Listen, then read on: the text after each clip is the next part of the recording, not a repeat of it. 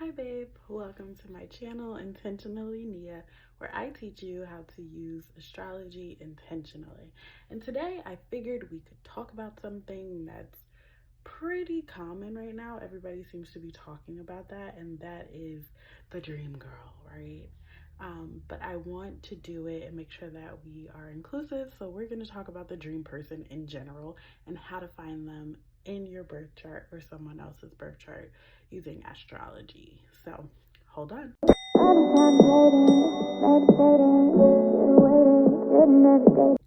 So, disclaimer, just because you find that you have these aspects that I'm about to go over with someone else, or some correlations that can make you think that they are your dream person or that you are their dream person, doesn't mean the relationship is going to work out. It doesn't mean the relationship is going to be long term. It doesn't mean they're the person that you're going to marry. It doesn't even mean that they're actually going to want you. More so, what it means is there is a level of basic attraction that can get you somewhere, right? It means that this person looks at you and they see the characteristics that you have as something that they would desire or do desire.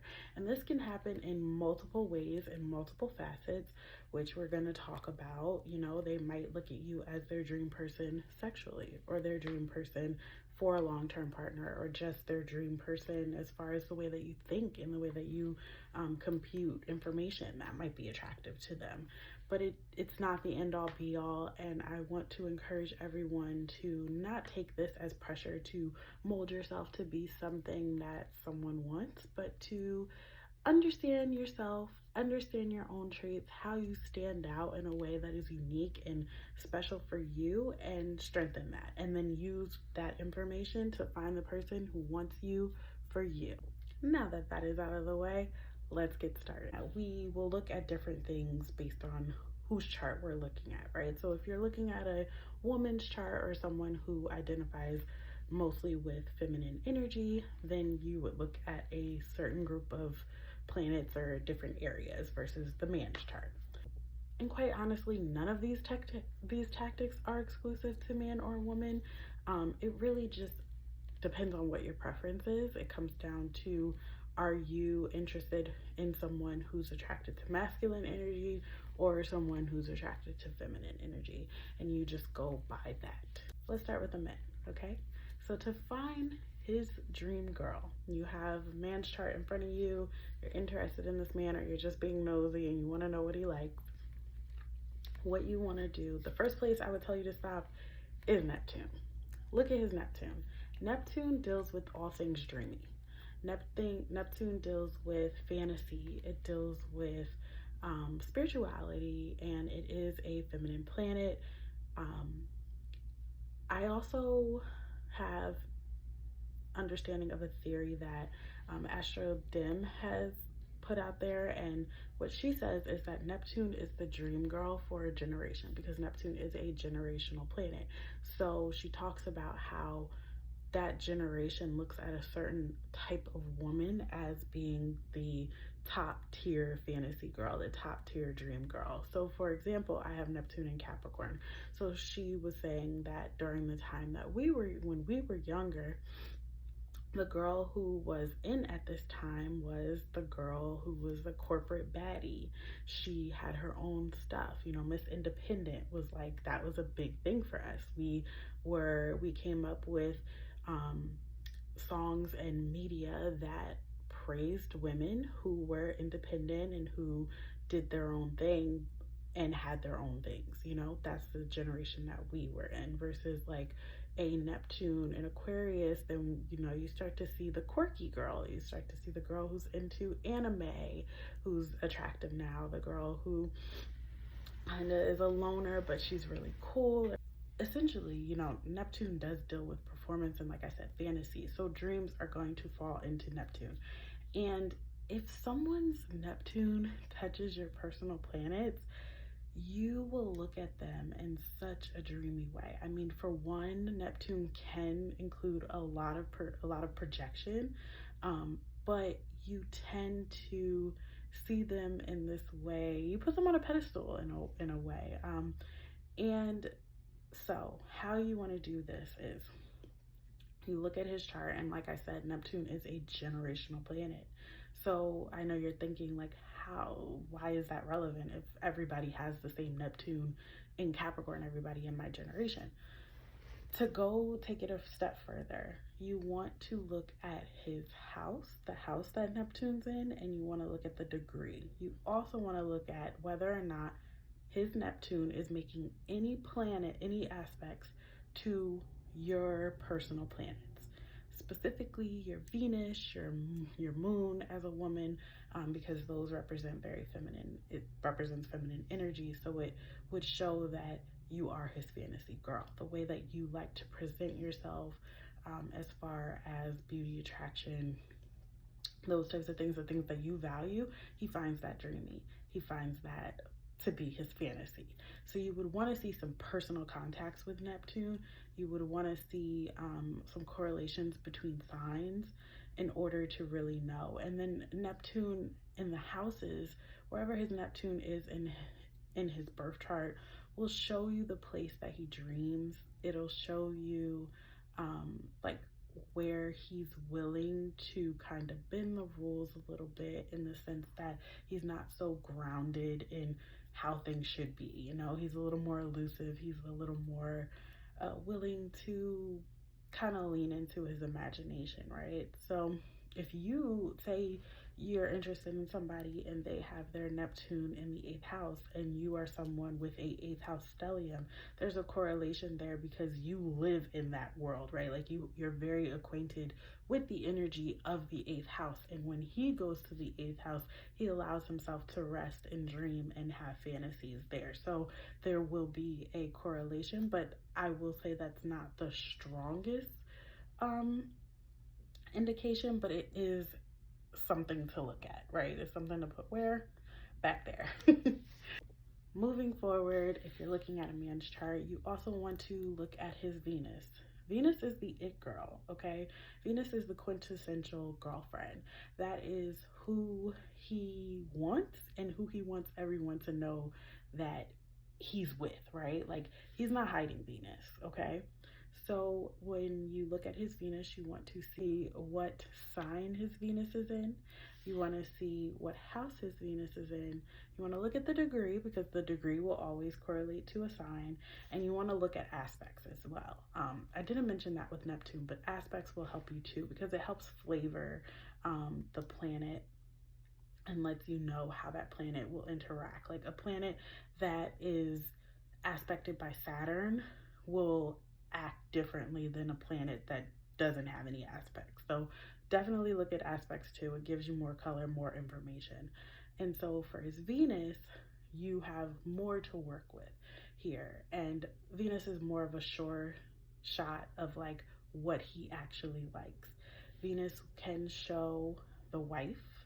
You know, some people look at Venus as the wife in a man's chart, and some people look at Venus as just the girlfriend. For me personally, I think she fits a lot better as the girlfriend, because Venus doesn't necessarily want to be tied down. But she is important and can be helpful as the wife, because again, this is the girl that he wants everyone to know that he's associated with. He's not going to hide her. He's going to be very proud of her, because Venus is the girl that everybody wants, right? So you'll want to see some correlations there. If he has a Venus in Virgo, do you have any Virgo placements? Are you a Virgo sun? Are you a Virgo ascendant? And then you want to see what house his Venus is in. Is his Venus in the 7th house? If so, do you have any 7th house placements? Possibly could also it could also work if you have Libra placements as well, but more so you want to see like, do you have placements in that house, right? Because like I said earlier, the house correlation you'll understand those themes and that focus there. And then you can also look at his degrees. So like I said, the degrees correlate to a sign, right? So if he has Venus at the 1st degree, The first degree is correlated with Aries, so you can tell that like he's gonna want a girl who's gonna go after what she wants. He'll be more into a woman who is gonna take initiative. Maybe he wants a girl who will come to him first, you know, who will ask him out first. That'll give you some indications there. But so because the first degree is associated with Aries, then you can look at your chart and see if you have any Aries placements, or if you have the first degree yourself. And also look at his aspects, because if his Venus is aspected positively, then you won't find much repression when it comes to what it is that he actually likes and values. But if his Venus is aspected inharmoniously, especially by some malefics, then we might have an instance where he's kind of repressing what he likes. So for example, I mean, I have Venus opposite Saturn, and my Venus is in Leo, Saturn is in Aquarius. So the way my Venus operates, it has to go through certain like channels before I get to a place where I can really express that Venus energy. Like I tend to overthink or really analyze or really plan how I display my Venus energy. And so you'll want to know if he has those aspects too, because it's gonna show differently. Like it's gonna show up differently for him. So just keep that in mind. Now for Black Moon Lilith, this one is juicy. Black Moon Lilith in a man's chart represents the woman who drives him nuts, the woman that he can't live with or can't live without her, right? It's like the way, the type of feminine energy that he is so attracted to, but also kind of wants to tame. So with Black Moon Lilith, when you have connections via Black Moon Lilith, you'll find that there is repression here. More than likely there's repression here, whether he's repressing what he's actually attracted to, or he's trying to repress you for the feminine energy that you are displaying. That you really want to pay attention to that if you're seeing some Black Moon Lilith aspects coming from him to you, because what that says is essentially you represent a attraction to femininity that he has at his core. Like it is very primal and instinctual to be attracted to you. However, there's something about it that he can't, like his ego won't let him just fully fall into that. So the way I like to think about this is like, think about the fact that Lilith was Adam's first wife, right? She was the first wife for a reason. She was the one that he was attracted to. He had everything, she had everything that he wanted, but he couldn't put his ego aside when it came to the way that she wanted to engage in intimacy with him, right? So it's kind of like, you're it, but however, the attraction, like I said, is instinctual and it's primal. So when someone has their Black Moon Lilith attached or aspecting your planets, you will feel this, like they have this pulling to you. They have this very strong attraction, and it's a very intense connection.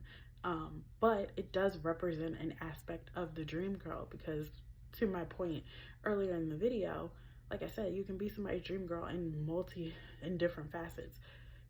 Him having a Black Moon Lilith aspect to your, let's say your moon or your Venus, that's not indicating that he's going to marry you.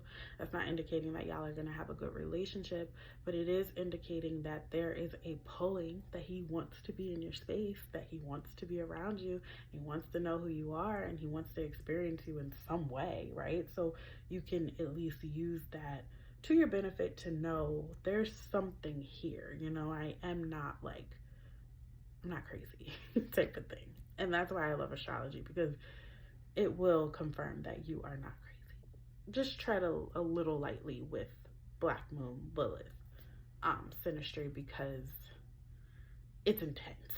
And any woman who knows what it is, you can ask any astrologer who knows what it is and who's experienced it, they'll tell you, like, it is very intense.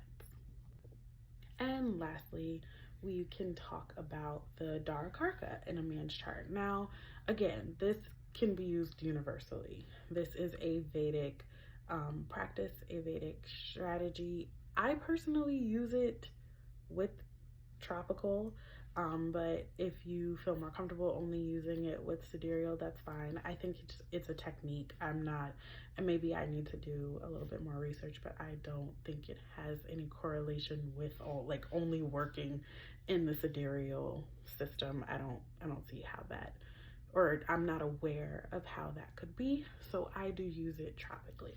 But how this works is the Dara Karka is the lowest degree. The planet with the lowest degree in your birth chart will show what your spouse will be like.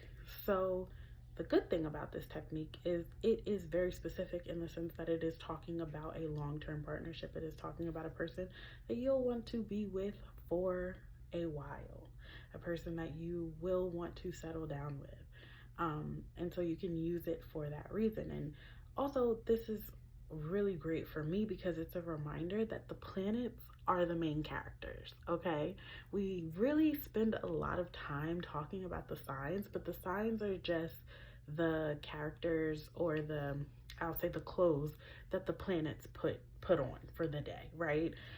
It's not, the signs are not the important part. The important part is the planet. And so with this technique, it helps you understand that the planet is kind of where you want to go to really understand who someone is and what they want. So a person, let's say your Dara Karka is the moon, right? That is a person who is nurturing, who's caring, who's sensitive, and who is focused on your emotional health, right? As a partner, they'll be focused on emotional health. They'll be focused on nurturing. Versus a Mars person, if your Dara Karka is Mars, that person is focused on achieving. They're focused on drive. They're focused on passion. They are focused on physicality as well. They're going to have a masculine way about them versus the moon, which is going to have a feminine way about her. So when you look at the moon, when you learn the planets and their characteristics, you can understand how someone's going to show up on a basic level, and then the signs and the degrees just add more flavor to understand like why a person with a Mars in Pisces isn't as like outgoing or like as assertive as say a Mars in Aries. That'll explain the difference, you know what I mean? Or like someone with a Mars in Aries but it's in the 12th house, right? So you know what Mars is supposed to do. You look at the sign and you say, okay, you're supposed to be doing this, but now you're in a different, you look at the sign in the house and you can say, now you're in a different area. And so it's making the Mars do something else, right?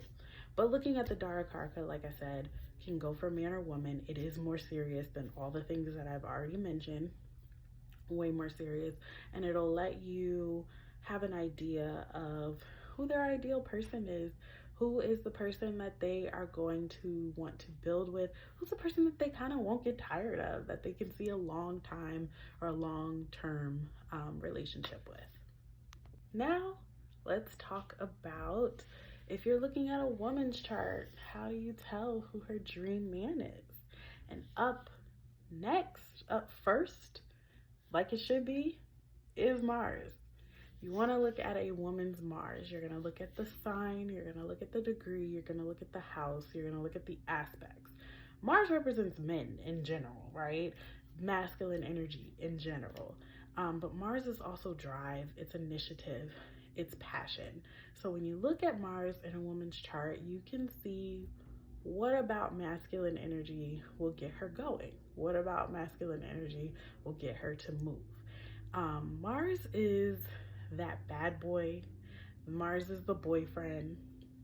And I personally look at Mars as that energy that a woman is initially attracted to. Like when you are younger, you know, or you're just discovering your attraction to boys and all that stuff, what do you go for?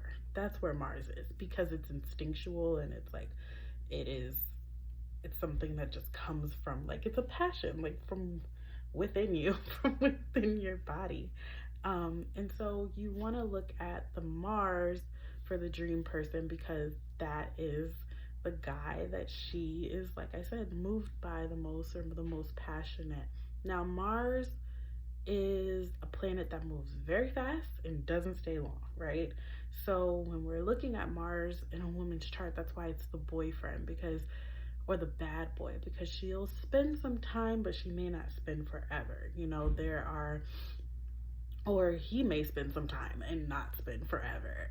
There are lessons, there are other things that come with her Mars person, but it's still good to see if you are looking for a long-term relationship and you're someone who wants like romance and you want that playfulness, that fun, not necessarily romance, but like you want that passion, you want to be attracted to someone, you still want some type of Mars element in that connection as well.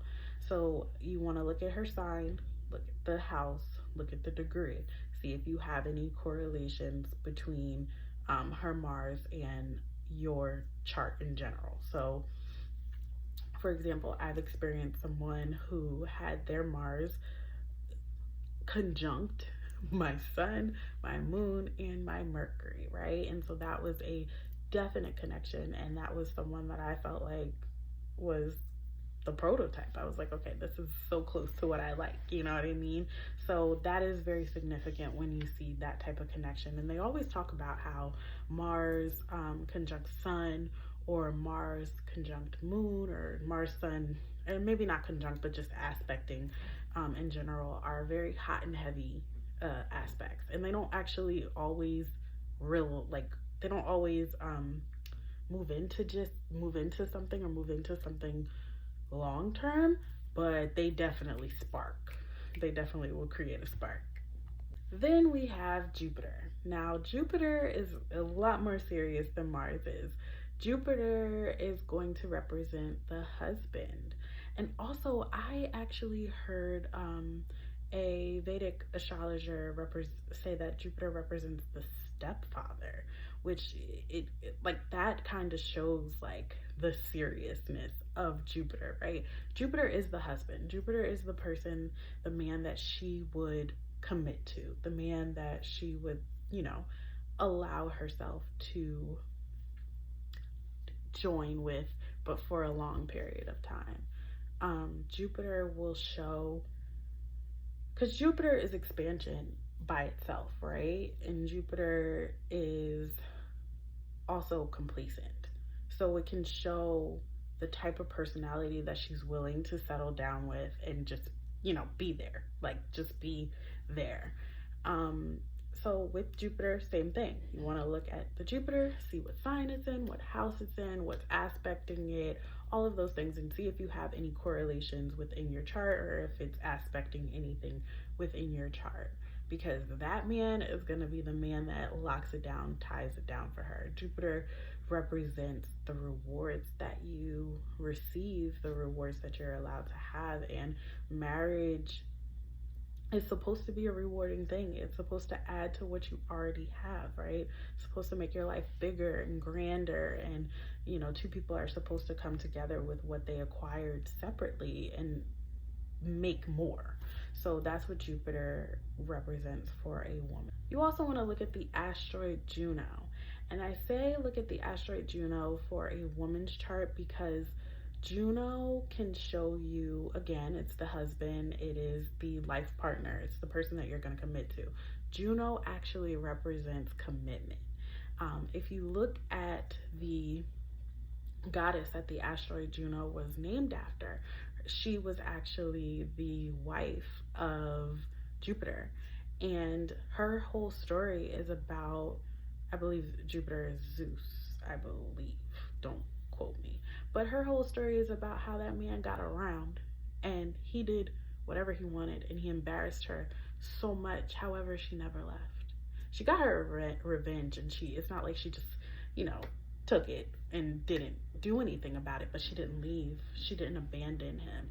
And so Jupiter can show where you won't abandon someone, what you're willing to commit to, what you're willing to plant yourself in. And Juno is really fun to find out where and how you'll meet your person. And so when you look at her Juno asteroid, now because it's an asteroid, with this, when it comes to actual aspects, you want to make sure that that orb is very tight. Like, it really should be, I wouldn't do any more than 3 or 4 for that aspect.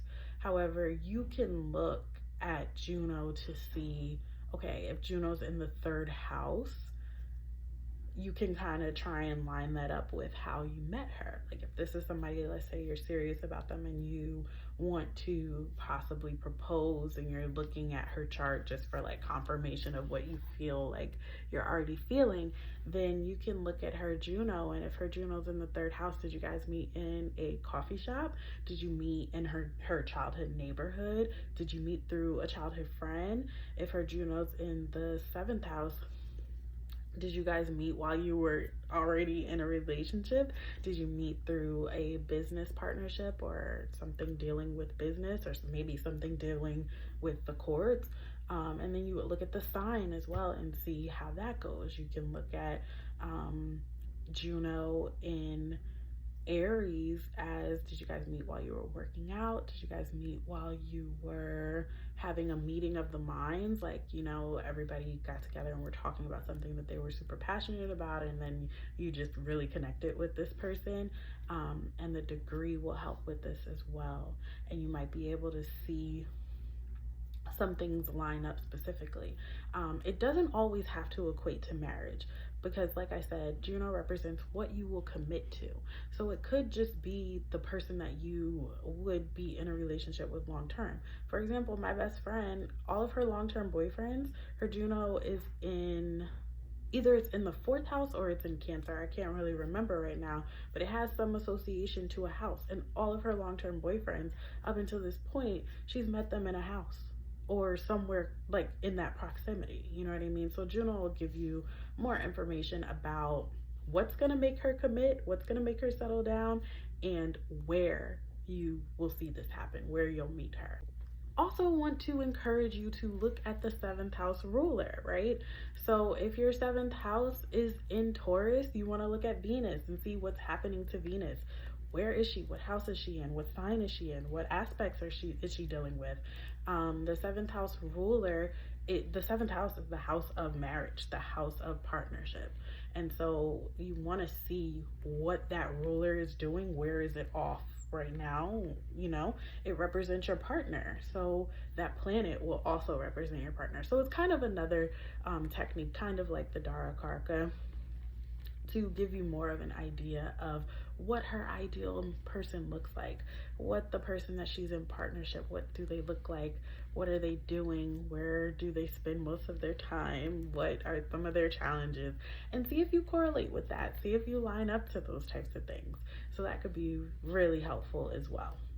If you need any help doing this, because all of those things that I said were general, but it gets so intricate. This is my favorite thing about astrology. It can get so intricate, and sometimes you need a little bit of guidance. You want to know the details, you want to know if this is your person or not, but you don't understand the details, you know, and you don't really understand degree theory, or even aspects are hard for you, or you're looking at your chart and you're looking at the charts, your chart and someone else's, and you're seeing some similarities, but you don't know what that means. You know, you might be able to say, hey, I have my ascendant in Leo and he has his Venus in Leo.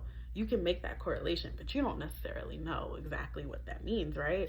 So if that's the case, if you need an interpretation, if you need help being walked through this synastry aspect and everything, I do offer a mini reading right now. It is called the Dream Person Mini Reading. You can find it on my website, intentionallynia.net, and you can always go on there and book with me, and I give 1 to 2 questions per reading, and I'll go through if I think this person, if you're, similar to their dream person or not, and I'll give you some details about things that I see.